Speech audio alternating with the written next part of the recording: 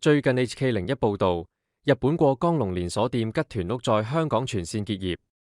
吉團屋是一間日式吉列豬扒飯專門店，自2012年登陸香港。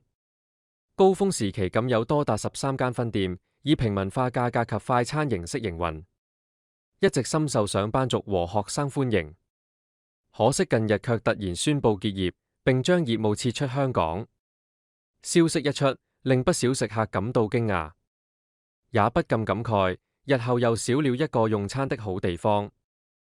10多年前，聽聞銅鑼灣世貿中心新開了一間名氣極高的日本炸豬扒專門店，名叫炭ケチ吉。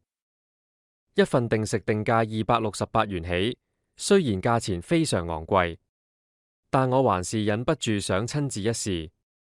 來到店門口，早已大排長龍，登記取票後還要等上1個多小時。不過為了品嘗美食，花點時間等待也是值得的。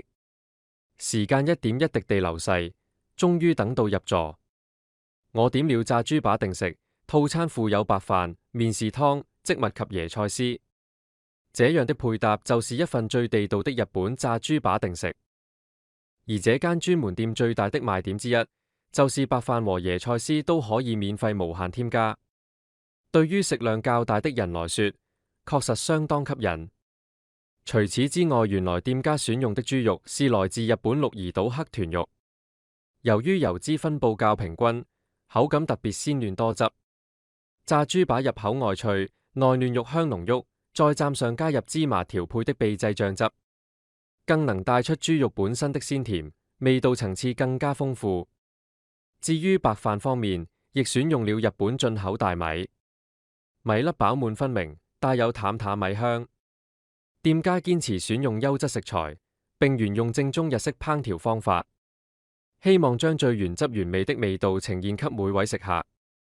或許正因如此，即使定價不菲，依然吸引不少人慕名而來，願意花時間排隊等候。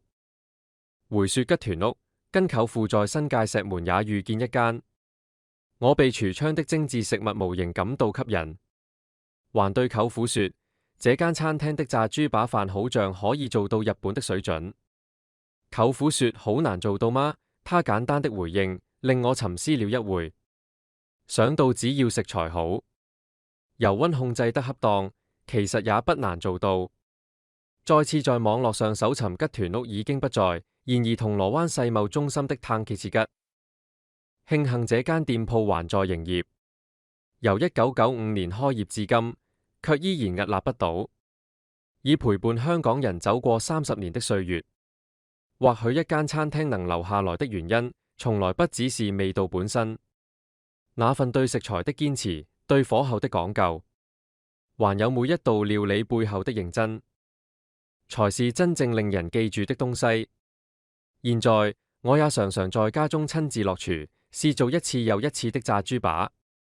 炸豬扒當初吸引我的，其實不只是那塊炸得金黃酥脆的豬扒，而是一種對做好一件簡單事情的執着。即使時代改變，有些味道消失了，但仍然有人默默守住那份初心。